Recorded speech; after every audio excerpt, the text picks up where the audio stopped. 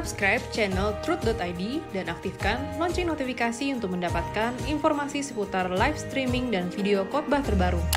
Posisi tombol subscribe berada di kanan atas channel kami dan jangan lupa nyalakan loncengnya.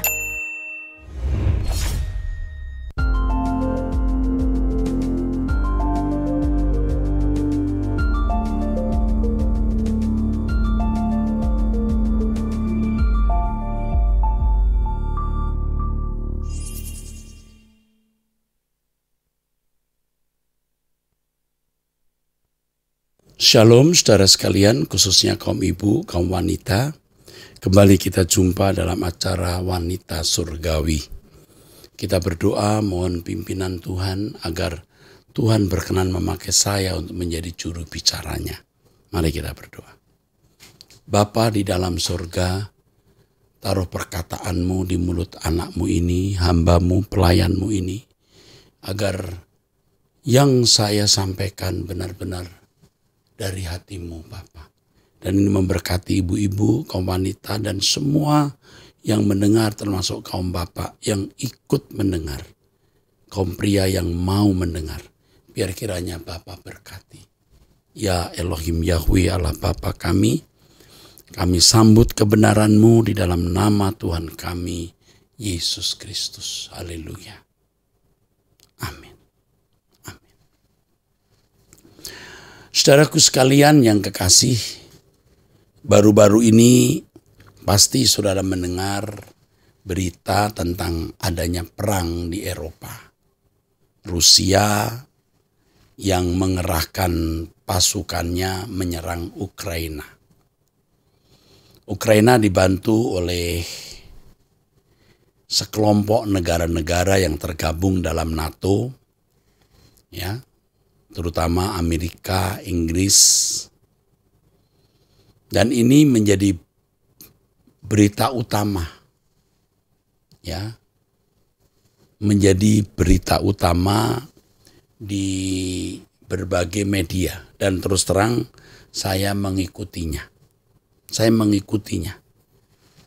mengikutinya melalui berita-berita khususnya dari media barat, supaya saya mendapatkan berita yang akurat. Sebagai seorang pemimpin, gembala jemaat, hal ini bisa menyangkut kehidupan banyak umat yang menjadi tanggung jawab saya. Karena pecinta suara kebenaran bukan hanya di Indonesia, juga ada di Eropa.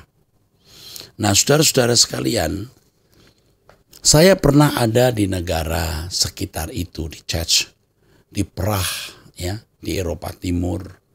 Dan saya bisa merasakan langsamnya hidup mereka. Teraturnya hidup mereka, siklus hidup mereka yang nyaman. Saya pernah mengatakan ini, mengutarakan ini, ya, mengemukakan ini dalam beberapa kali khutbah, ya. Bagaimana tenangnya kehidupan mereka, ya. Pagi-pagi bangun, melakukan pekerjaan sehari-hari, sore pulang, ya, pub dan kafe-kafe penuh dengan orang, dan mereka nyaman ada di kafe house, kafe-kafe, mereka minum kopi, juga bir, saudara. Dan kalau malam minggu, ya, itu di People Park mereka berkumpul. Tidak saling kenal pun mereka bisa menari-nari dan ada orang main gitar atau saksofon. Lalu di lingkungan mereka ada restoran-restoran yang baik, mereka bisa membayar untuk fine dining. Dan saya juga melihat itu dan mengalami itu. Betapa tenangnya dan nyamannya hidup dalam suasana itu, saudara. Tetapi gereja-gereja sepi, saudara. Ya, gereja-gereja sering dipakai untuk konser-konser mini, ya. Beberapa pemain, ada mungkin 6, 7, 8, kadang-kadang malah 4 orang saja. Satu pegang biola, 2 1 selo, hanya itu saudara. Dan kalau kita hadir kita membayar entah 50 euro atau 100 euro, saya lupa berapa begitu, saya bayar. Kita duduk, kita dengerin konser-konser mini itu. Kehidupan nyaman, saudara. Nah, kehidupan seperti ini jelas kehidupan yang membuat orang tidak merasa memerlukan Tuhan. Benar. Nah, susah dijelaskan lebih lengkap dan memang sukar dibayangkan kalau Anda tidak ada di tengah-tengah masyarakat seperti itu.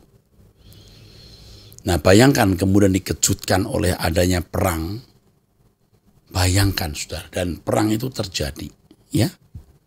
Kita melihat bangunan-bangunan yang rusak, apartemen-apartemen yang hancur berantakan, sekolah, rumah sakit, jembatan yang dirobohkan atau dihancurkan dan lain sebagainya. Saudara, dan mereka keluar dari negeri mereka. Sudah tentu lebih dari 5 juta orang atau bahkan sekarang sudah lebih menjadi pengungsi, refugee. Dan Anda tahu bagaimana seorang pengungsi itu. Dari hidup nyaman di apartemen yang semua running well, smooth, nyaman. Lalu menjadi perantau yang tidak jelas makannya, tidak jelas tempat tinggalnya. Aduh saudara, menyedihkan. Dan pada waktu perang beberapa waktu ini kita melihat di berita televisi itu musim dingin. Musim dingin. Aduh, banyak orang-orang tua yang tertatih-tatih. Ya harus melompati pagar-pagar atau kalau tidak kuat melompati harus tunduk menerobos pagar-pagar. Aduh, mengerikan saudara. Dan sedih sekali. Saya sempat nyaris menitikan air mata dan sudah menitikan air mata. Sedih sekali. Inilah hidup saudaraku. Nah, banyak orang pada waktu senang, pada waktu nyaman, mereka tidak memikirkan bahwa sesuatu itu bisa berubah.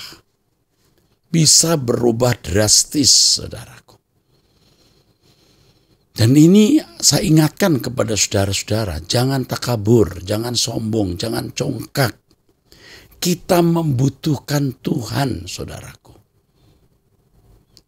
Pertimbangkan, considerate, pertimbangkan bahwa sesuatu bisa terjadi di luar pertimbangan kita. Saya pernah menyaksikan satu kejadian yang saya alami ketika pada siang hari saya sedang menuju sebuah gedung, tapi saya salah masuk gedung yang lain. Dan ketika saya masuk gedung yang salah itu pada waktu makan siang, banyak wanita-wanita juga naik lift itu. Saya sudah naik lift di lantai keberapa gitu, ternyata salah gedung. Saya harus keluar kembali masuk lift. Lift yang sama tentunya, turun. Dan banyak wanita-wanita sedang, banyak orang dan sebagian besar wanita sedang turun mau mencari makan mungkin ya. Itu jam istirahat kantor. Apa yang terjadi saudara? Liftnya jatuh. Bus. Wah, semua berteriak saudara. Tetapi tiba-tiba ya memang begitu pengamanannya barangkali ya. Lift itu berhenti di satu titik. Satu lantai. Dung, dung, dung, dung, dung. Seperti berayun-ayun gitu saudara. Seperti ditahan oleh semacam karet besar gitu. Karet kuat gitu. Cung, terus dung, dung, dung, dung, dung. Jadi semua berteriak. Seperti paduan suara. Itu. Wah! Terus diam. Setelah diam, lampunya tiba-tiba mati. Bek, mati. Teriak lagi. Wah! Wah! Itu seperti paduan suara, saudara. Anda tahu perasaan waktu itu lift jatuh itu. Tidak bisa dibayangkan dan tidak bisa diungkapkan kecuali Anda ada di tempat itu. Itu kan kejadian yang tidak pernah kita duga. Nah, Ini dia. Keadaan-keadaan yang tidak pernah kita duga itu bisa terjadi. Seperti dari Sydney ke Brisbane, seingat saya. Naik pesawat hampir tengah malam, saudara. Sudah malam hari, malam sekali. Itu di udara itu ya. Saya lihat kilat itu cat. Duduk. Ini pesawat duduk. Was itu. Lalu satu kali pesawat seperti jatuh, saudara. Mungkin di Homulus apa gitu. Jatuh, wah, semua berteriak. Wah, itu minuman di tangan aja bisa tumpah itu, saudara. Wah, semua teriak. Ya, saya masih ingat waktu itu saya duduk diapit oleh 2 orang barat, seingat saya ya, kanan kiri, saya lupa ingat. Nah, diapit oleh 2 orang Australia. Itu kejadian juga mendebarkan sekali, saudara. Jadi kemudian ya selamat waktu mendarat itu wah, semua tepuk tangan tepuk tangannya selamat. Tapi kalau sampai tidak mendarat, saudara, nggak ada tepuk tangan, tepuk dada ya, saudara, yang masih hidup. Nah, saya ingatkan kepada saudara bahwa sesuatu itu bisa terjadi di luar perkiraan kita. Ini masih 2 cerita yang saya alami, masih ada lagi, tapi nanti waktu saya habis untuk cerita hal-hal yang mungkin tidak perlu saya ceritakan. Tetapi saya sudah mengalami hal-hal seperti itu. Kejadian-kejadian yang tidak pernah kita duga terjadi.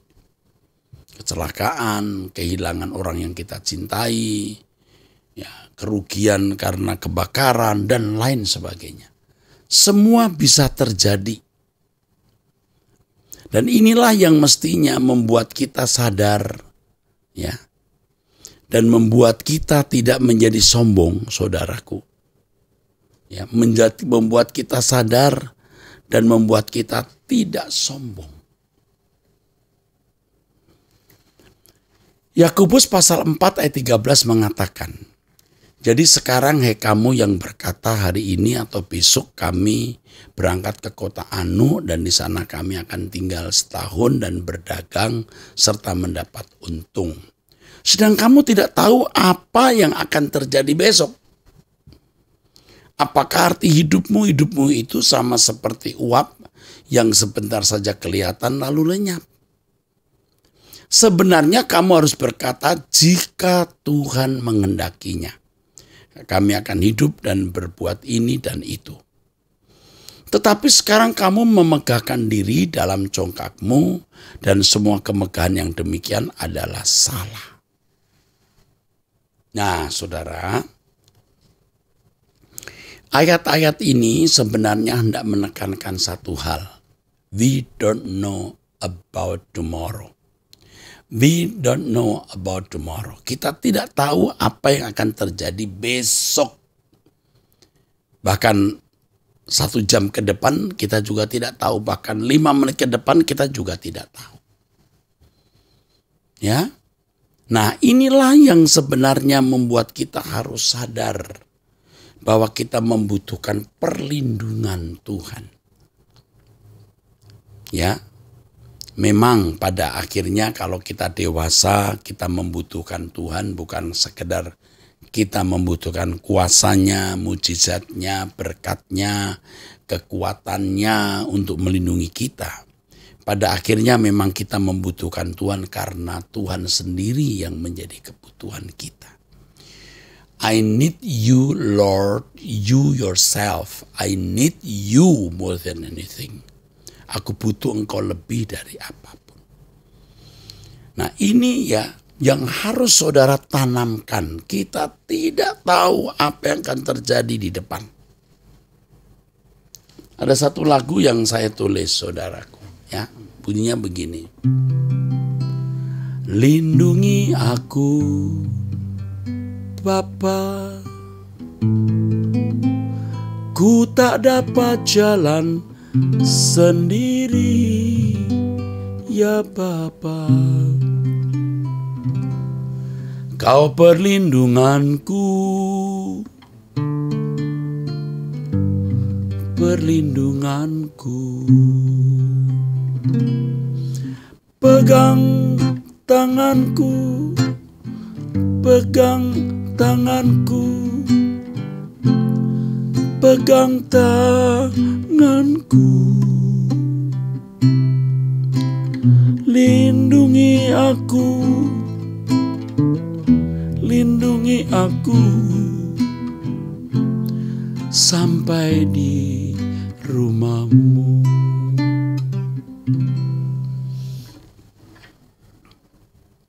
Saudara, jadi kita harus merendahkan diri di hadapan Tuhan. Dan kita menyatakan bahwa kita tidak dapat berjalan sendiri.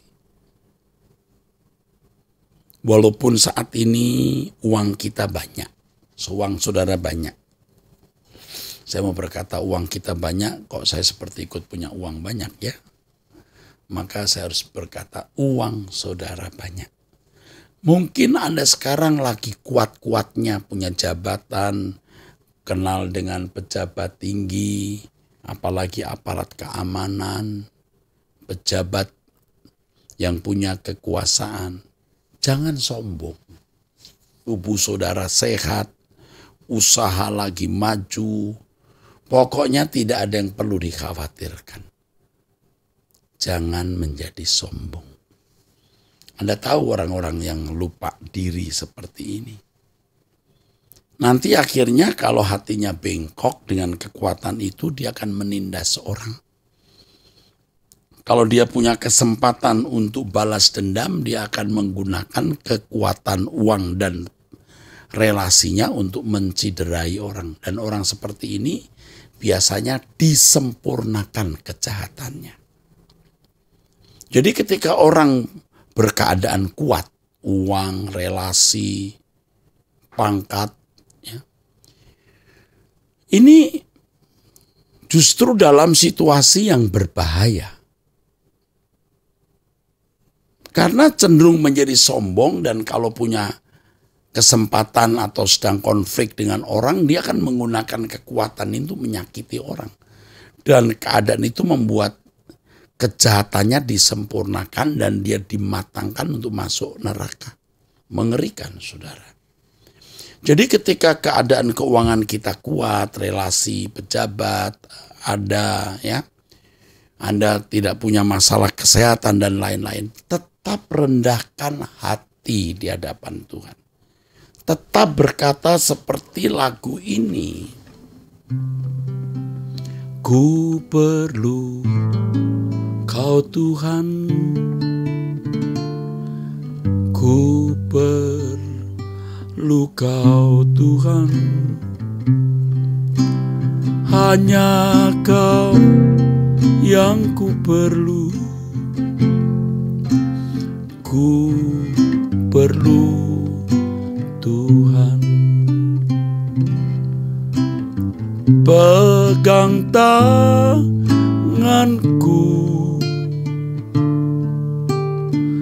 pegang tanganku, janganlah Tuhan lalui, berilah berkat-Mu. Kita selalu berkata, ku perlu Kau Tuhan, ku perlu Kau Tuhan.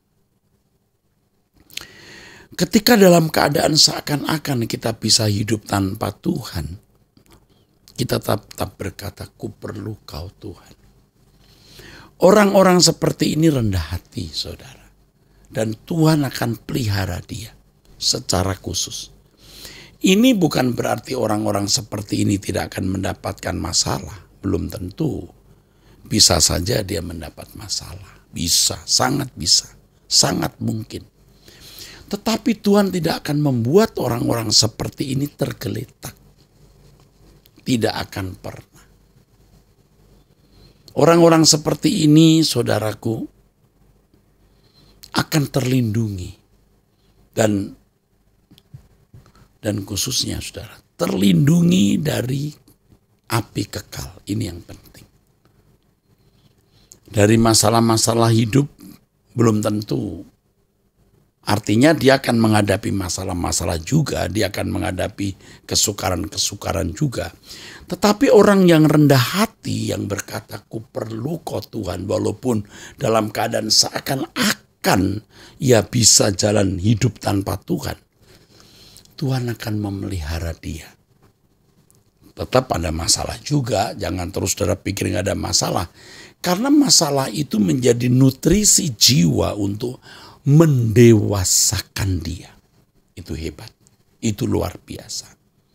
Tetapi kalau seseorang merasa kuat ekonomi dan memang kuat dalam relasi dan kuat dalam segala hal secara fisik atau secara harfiah, dia menjadi liar, saudara. Dia mau terbang tinggi dengan sayapnya, bukan kehadirat Allah, dia terbang kemana dia suka. Kalau dia ketemu masalah atau konflik dengan orang, dengan kekuatan yang dia miliki, dia berusaha untuk menciderai orang, berusaha menyakiti orang, berusaha untuk menyiksa, merugikan, melukai, merusak orang lain, membuat orang lain menderita. Dan ini membuat kejahatannya menjadi matang. Jangan seperti itu ya, ibu-ibu, bapak-bapak, saudara-saudara. Jangan seperti itu.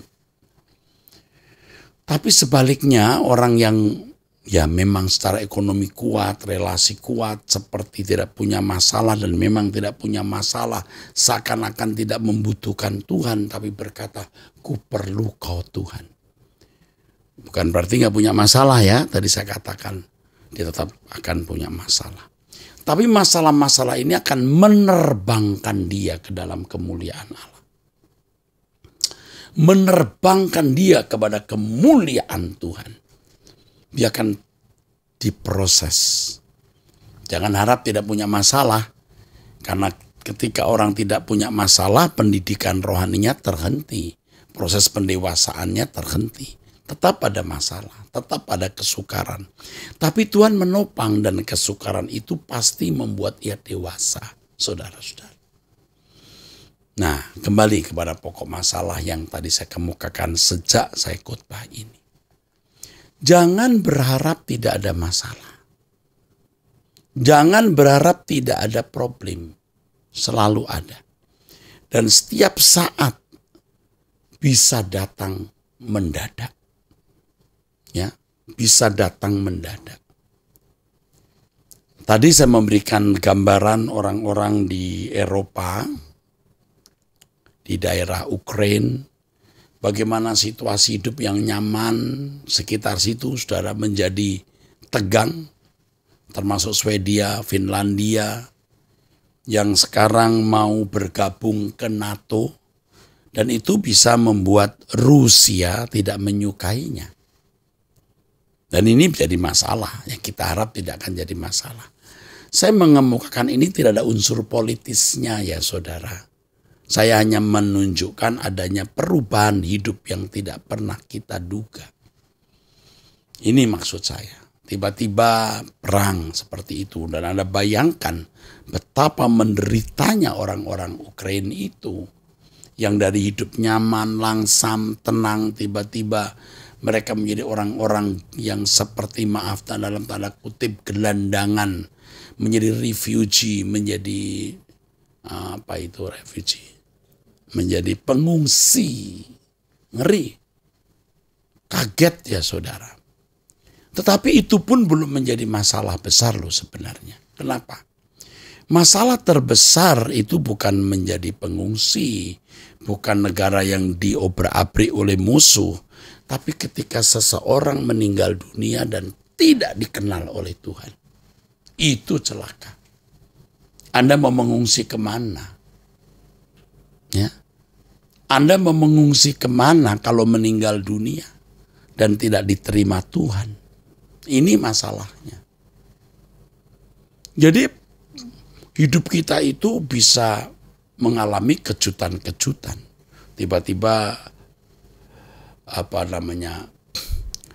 mobil hilang, diambil orang atau curi, tiba-tiba kena PHK, tiba-tiba anak atau orang yang saudara kasih, orang tua atau mertua terkena penyakit. Waduh, bisa saja macam-macam saudaraku ya. Bisa, belum kecelakaan, belum, waduh macam-macam saudara. Tetapi yang mengerikan adalah ketika tiba-tiba meninggal dunia. Seperti salah seorang termasuk sahabat yang pernah kena COVID, ya benar kena COVID. Barangkali sejak kena COVID, dia menjadi seorang yang tubuhnya atau fisiknya lemah, entah pengentalan darah, entah paru-parunya bermasalah. Sudah sembuh memang, sudah sembuh memang. Tetapi yang terjadi saudara-saudara, kemudian tiba-tiba dia anfal, lalu meninggal dunia. Waduh, tidak ada orang yang percaya, karena baru ketemu kita. Sehat-sehat tiba-tiba meninggal dunia. Apa karena dampak COVID Delta? Bisa, tapi kita tidak tahu pasti. Yang jelas dia meninggal dalam situasi yang tidak pernah kita duga.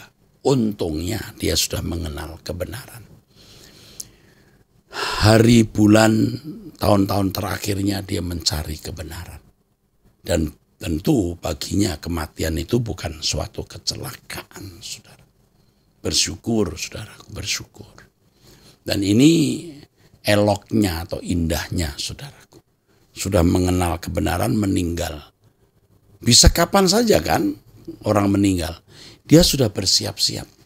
Nah, wanita surgawi atau pria surgawi harus menjadi orang-orang yang setiap saat ketika dipanggil pulang siap menghadap Allah. Ya. Bisa terjadi setiap saat. Kalau sampai seseorang tidak diterima di kemah abadi, mau diterima kemana, saudaraku? Mau diterima kemana? Kalau nggak diterima di surga, mau diterima di mana? Itu ingat. Kalau seseorang tidak diterima ketika melamar di suatu perusahaan, masih banyak perusahaan lain kok. Bisa melamar di perusahaan lain. Kalau seseorang jatuh cinta ya kepada seseorang, lalu orang itu menolak, oh pasti ada banyak wanita lain atau pria lain. Kalau seseorang gagal masuk perguruan tinggi A, masih ada banyak perguruan tinggi lain. Tapi kalau sampai orang ditolak dari surga, mau kemana? Ini masalahnya, saudara. Jadi kita harus selalu bersiap-siap. Kita tidak boleh, saudaraku, ya, sembarangan hidup. Kita tidak tahu apa yang akan terjadi nanti. Kita harus selalu merasa membutuhkan Tuhan walaupun tidak ada masalah sama sekali. Jadi ketika ada masalah, bagi orang yang selalu membutuhkan Tuhan, masalah itu menjadi berkat. Menjadi berkat kekal. Dan dia tidak akan tenggelam, tidak akan diseret oleh masalah itu masuk neraka. Kalau orang selalu merasa membutuhkan Tuhan, ya, dia selalu berlindung kepada Tuhan. Nah, itu orang-orang seperti ini bukan berarti tidak punya masalah. Pasti punya masalah, tapi masalahnya itu ternyata berkat. Masalah itu menjadi berkat bagi dia.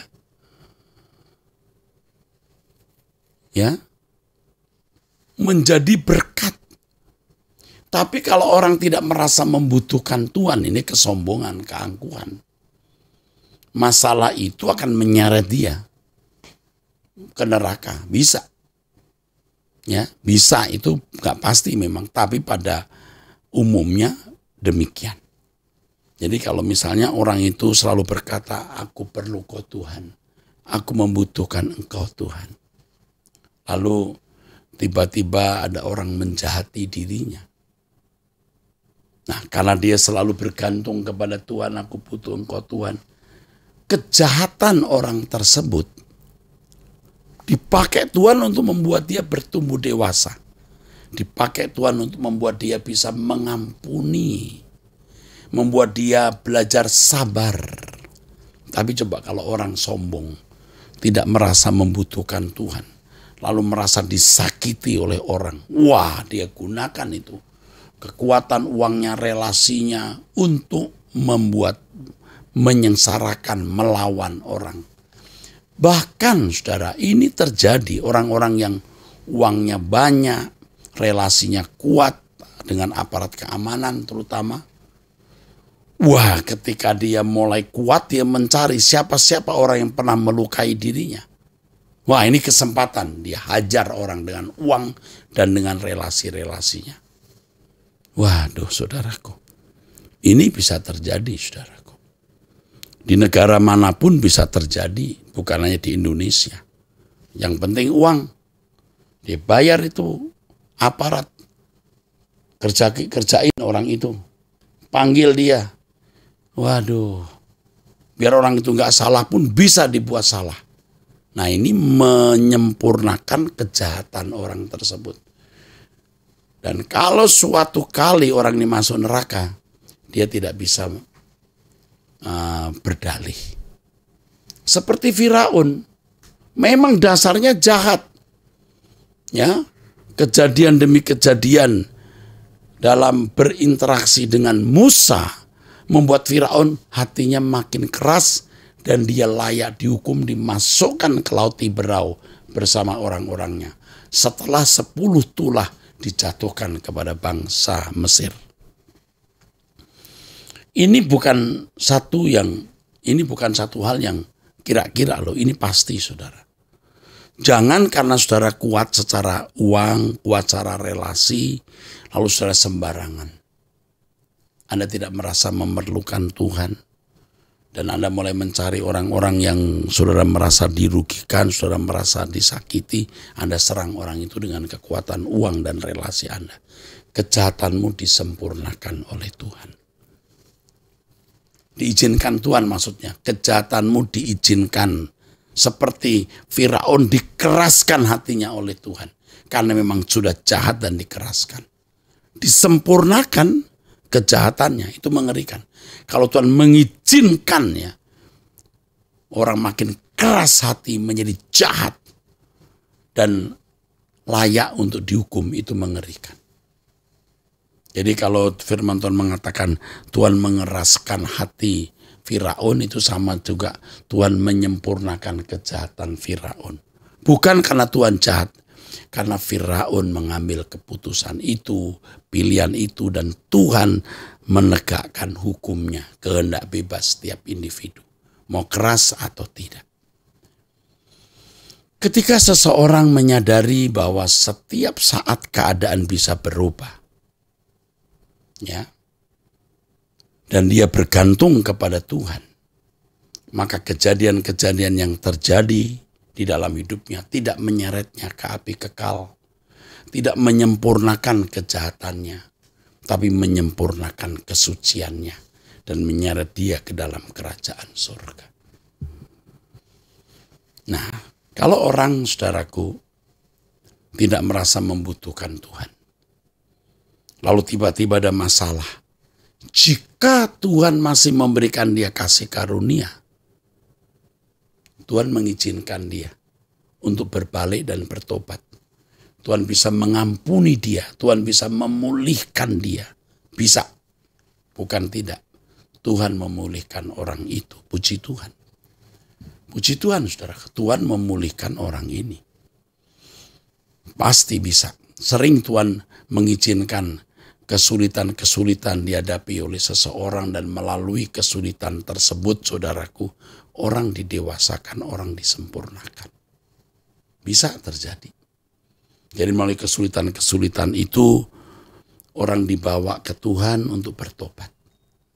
Tetapi kalau orang sudah diberi kesempatan berbalik, tapi tidak berbalik, masih merasa tidak membutuhkan Tuhan, maka menjadi seperti yang tadi saya kemukakan.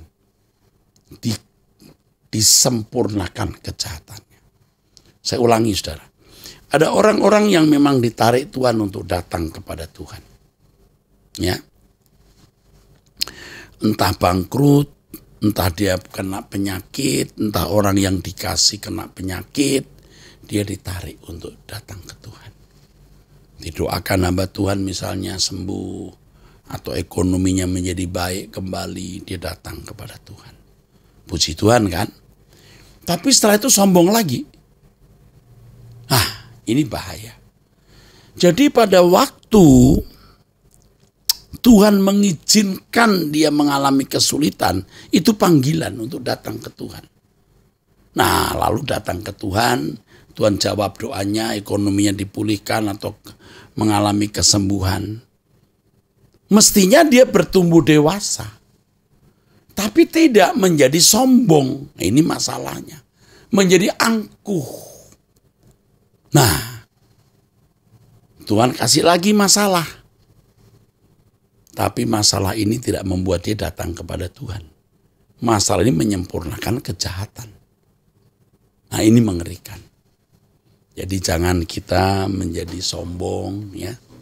Kita harus selalu berkata,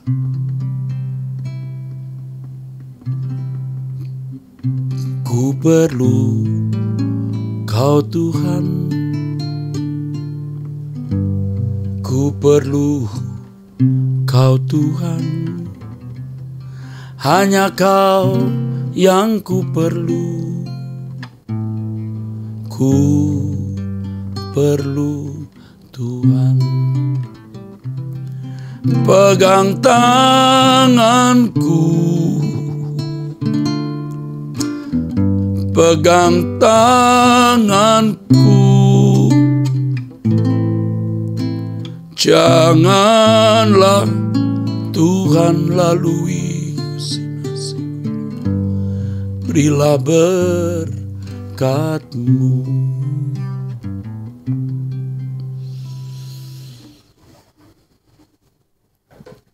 Jadi kepada ibu-ibu, kaum wanita, sekarang yang harus saudara lakukan adalah terus cari Tuhan.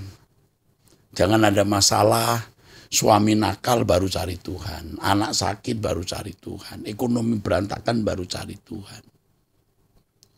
Kita selalu membutuhkan Tuhan. Keadaan nyaman, keadaan baik, tidak ada masalah, tetap mencari Tuhan. Tetap mencari Tuhan, ya. Tetap menggumuli Tuhan. Ya. Kalau ada masalah mau bangun jam 3 berdoa siap, ya. Jam 2 pagi enggak keberatan. Tapi begitu enggak ada masalah, bangun 4:30 saja keberatan. Nah, ini jadi celaka orang. Lagi enggak ada masalah, semua smooth running well, tetap mencari Tuhan. Amin. Tetap bangun pagi berdoa, tetap mendengar khotbah. Nggak ada masalah ya tetap ikut doa puasa untuk pemulihan diri, ya. Jangan ada masalah baru doa puasa meratap. Giliran tidak ada masalah, boro-boro. Ya. Boro-boro bangun pagi doa. Mau makan aja lupa berdoa. Nah, ini orang-orang seperti ini. Nah, ada satu lagu lagi ya saudara yang ini sering saya nyanyikan. Sembunyikanku dalam hadirat-Mu, dan ku tetap tinggal di hadirat-Mu. Engkau perlindungan, gunung batu pertolonganku. Ku taruh segenap hidupku dalam naungan-Mu. Kau satu-satunya tempat persembunyian hidupku. Hanya padamu ku berharap, ya Allahku. Saya sering nyanyi lagu ini yang saya ingat waktu saya kena COVID, saudaraku. Saya kena COVID, anak saya depresi. Anak saya satu-satunya. Perempuan. Aduh, anak saya perempuan satu-satunya maksudnya. Saya punya 2 anak, satu laki-laki, 1 perempuan. Stres. Nah, sekarang lagu ini. dalam banyak masalah yang menekan saya. Engkau perlindungan, gunung batu pertolonganku. Ku taruh segenap hidupku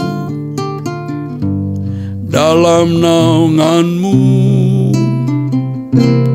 Kau satu-satunya tempat persembunyian hidupku. Hanya padamu ku berharap, ya Allahku.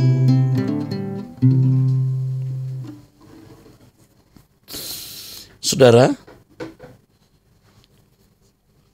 nyanyi lagu ini saya ingat waktu saya COVID dalam keadaan terdesak.